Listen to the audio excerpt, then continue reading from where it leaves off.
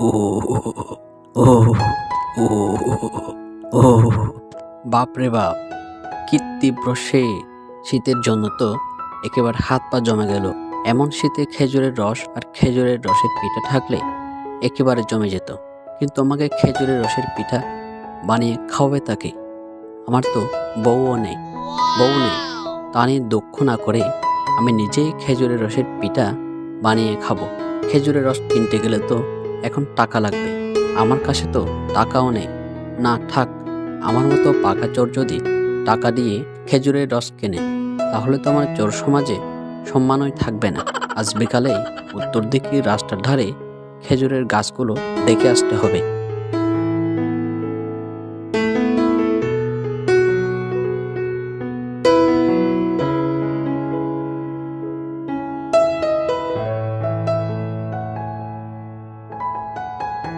কিরে মামা, এবারের গাছে রস কেমন হলো? রস তো ভালোই হয়েছে, তুমি কিনবে নাকি এক হাঁড়ি?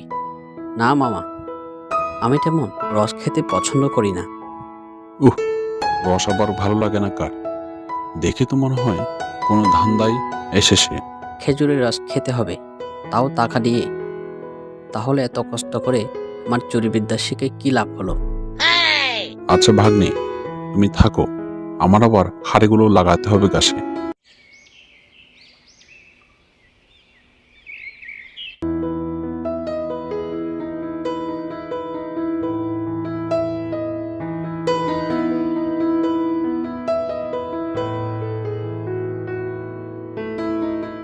এই গেলাম, যা গেল করে সে। একটা রসের হাঁড়ি তো ভেঙে গেল, কি আর করার, একটা নিয়ে যাই।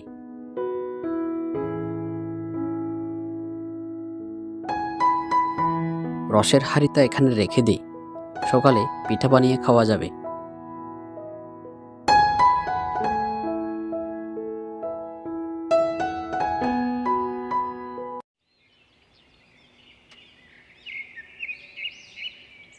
সকাল তো হয়ে এলো, তাহলে পিঠা বানানো শুরু করা যাক।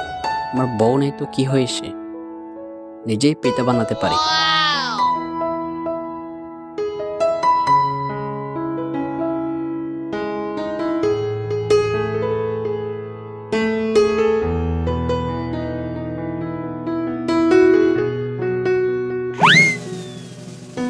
দৌড়, কি বাজে হয়েছে খেতে। আমাকে দিয়ে মনে হয় পিঠা বানানো হবে না। এবার তো দেখছি ভালো মন্দ খেতে গেলে বিয়ে করাই লাগবে। ও বাপ মামা, আমাকে ছেড়ে দাও, আমার ভুল হয়ে গেছে। বোর হয়ে গেছে তো আমার পায়ে লাথি মারছিস কেন? এই চল বাঘের পায়ে কামড় দিই, জীবনটা তেনা তেনা করে দিই।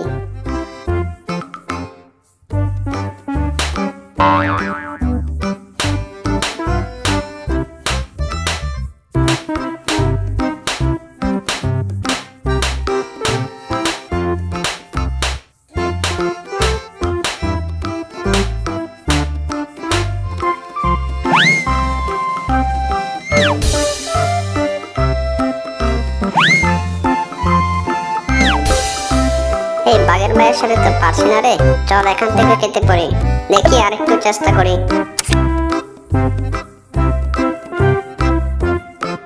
বাপ মামা, এই নিন মাংসের পাহাড়, মজা করে খান আর মনের সুখে ঘুমান। আমাদের জীবনটা আর তেনা তেনা করিয়েন না।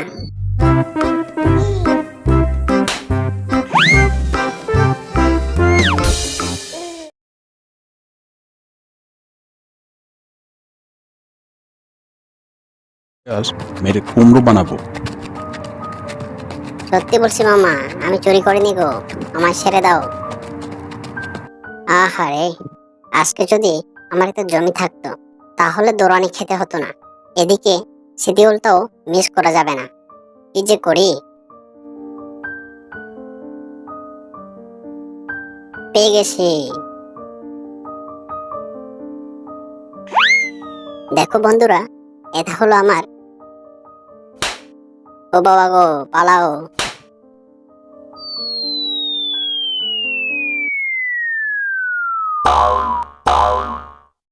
বন্ধুরা, আজকের ব্লগিং এখানেই শেষ।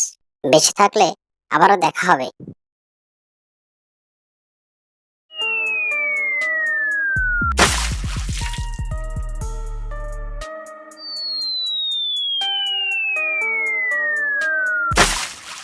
এই কে রে পাথর ছুঁড়ে মারলি?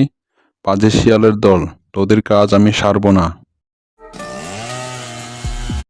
এ শিয়ালের দল, এখনো বলছি আমায় ছেড়ে দে, না হলে তোদের এক একটাকে নিয়ে ফুটবল খেলবো। খেলা হবে, খেলা হবে। বাঘের ভাই, তুমি এখন আমাদের আন্ডারে, বুঝেছ? তুমি আমাদের ভয় দেখাচ্ছ, তোমার জীবনটা না একেবারে তেনা তেনা করে সারবো।